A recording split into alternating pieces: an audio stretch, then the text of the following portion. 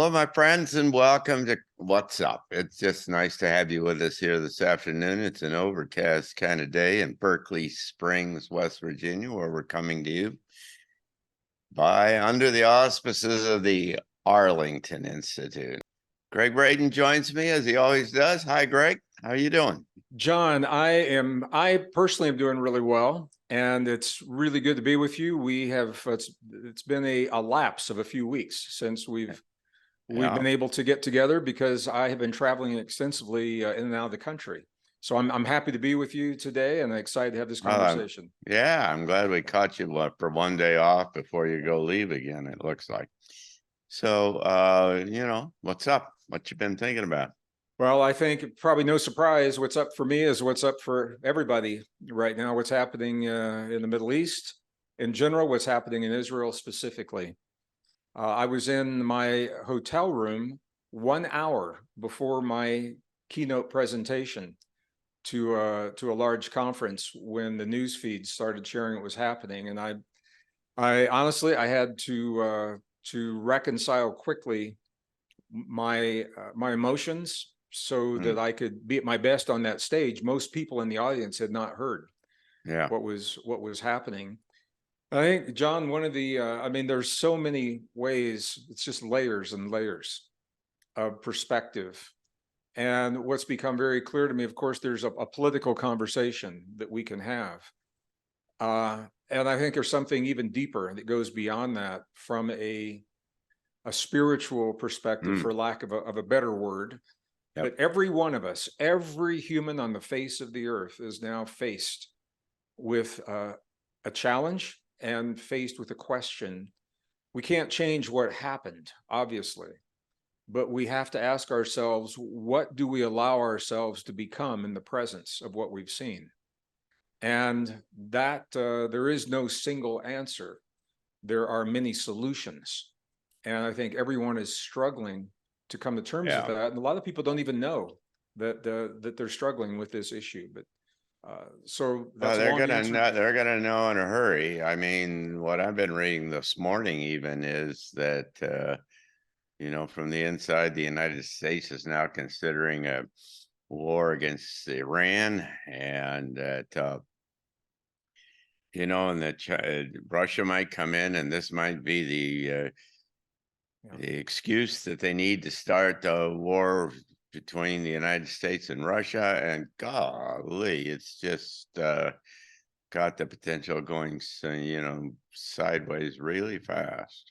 John, the level of planning for the attack specifically is just extraordinary. How well it was planned, and I was having conversations with my producers in the Middle East. We take groups into the Holy Lands every December. Obviously, we will not be doing that this year.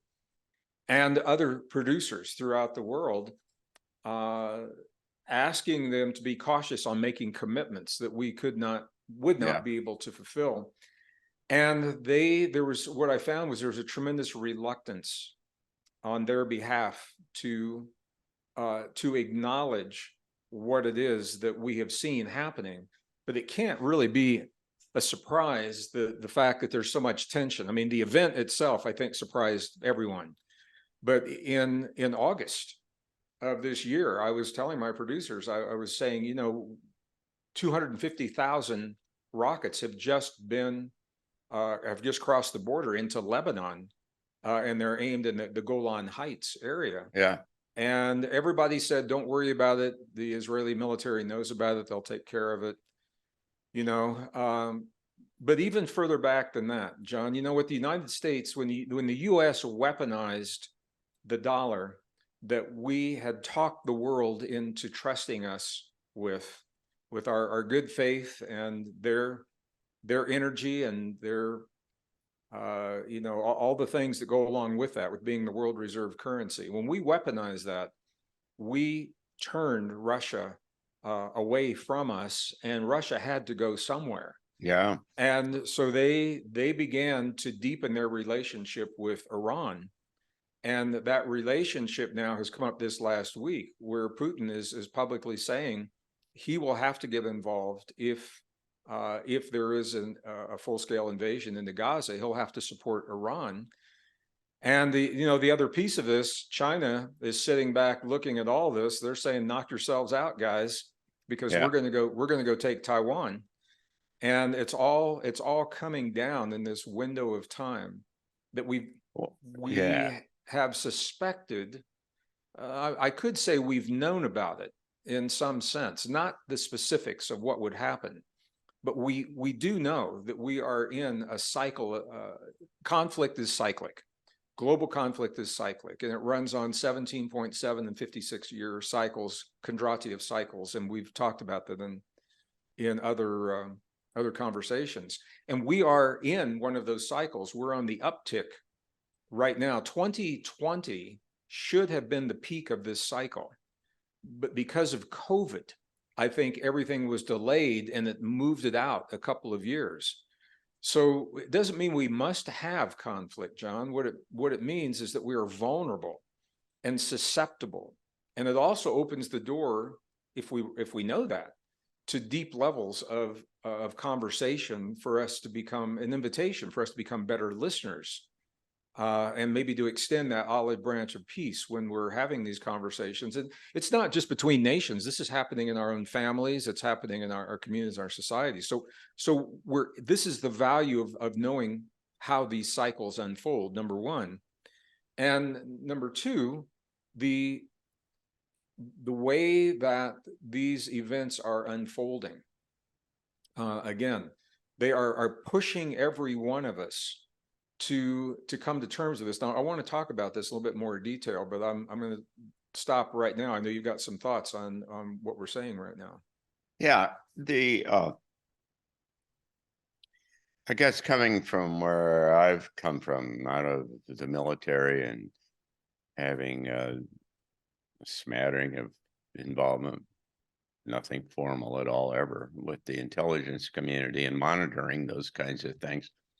I'm impressed with the fact that this has every indication of being a false flag attack. There are retired generals from the Israel Defense Forces who are saying this is impossible. That we know literally if a bird flies across that border, the idea that somebody could sit there and chew on this fence for an hour and then run a Caterpillar tractor through the middle of this whole thing and nobody'd be there and nobody'd respond. He said, and he goes through the whole litany of how in depth and the responses and hundreds of people ready on a moment's notice to respond, and everything like that. And all of the guys that I know who come out of the military and the intelligence community are writing about this, just saying, nah, this thing, it's a setup. And then the question becomes, what's it a setup for? And this is a new wrinkle that's showing up that's now saying, first kind of response was it gives Netanyahu the chance to go in there and clean up everything and kind of take care of his long-term problems. But now it's taking this turn. It's then saying, now it's the justification for, because Iran has been supporting the Palestinians. It's taking the turn that allows the United States, it sent 2 aircraft carriers. This is a stupid, crazy thing for just the 2 aircraft carriers because the Hamas is doing their stuff. So there's bigger things going on here. This is part of a big, clearly thought out kind of agenda. And the thing that I've taken away from it initially is that I'm impressed with the heartless character of the leadership of this world at this time. That what you have is people who, in the case of a false flag like this, you literally sacrifice hundreds of your own people.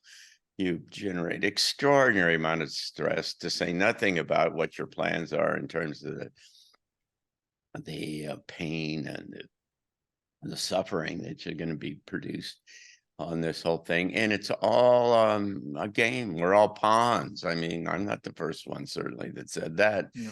but you find yourself, and I certainly got exposed to this initially in very personal terms in Vietnam when I was flying off an aircraft carrier back then, and you could see that we, the guys on the front of this thing, were just pawns. We were getting played with. Well, that's the thing. The people that I am speaking with I feel, are very ill-informed because they're looking at this as an event that happened, and now we're going to clean up Oh the yeah, aftermath, rather than a catalyst that has now set into motion a series of events that will forever change the face of this earth. They're going to change the borders of nations. They're going to change global yep. economies, and they're not thinking along those lines. You know, one of the things that Hamas has become, they've learned to become a very good marketing team in terms of the way they present themselves. And when I saw through, you know, we're speaking to people, I've got friends, Palestinian friends, Israeli friends, and we're not even hearing, the US media through the censorship is not even allowing the American audience to know the full extent of what happened there. A lot of it is being censored. Of course, it's on. If you go to the dark web, you can see, you know, what actually happened. But this wasn't just about taking the lives of one of their enemies. The way that the lives were taken, and the extreme pain, suffering, torture, and things like that, is meant to leave a lasting impression, going to the deepest primal instincts, so that this would not go away. They didn't want this to go away quickly, and that cannot be by accident. And Yeah.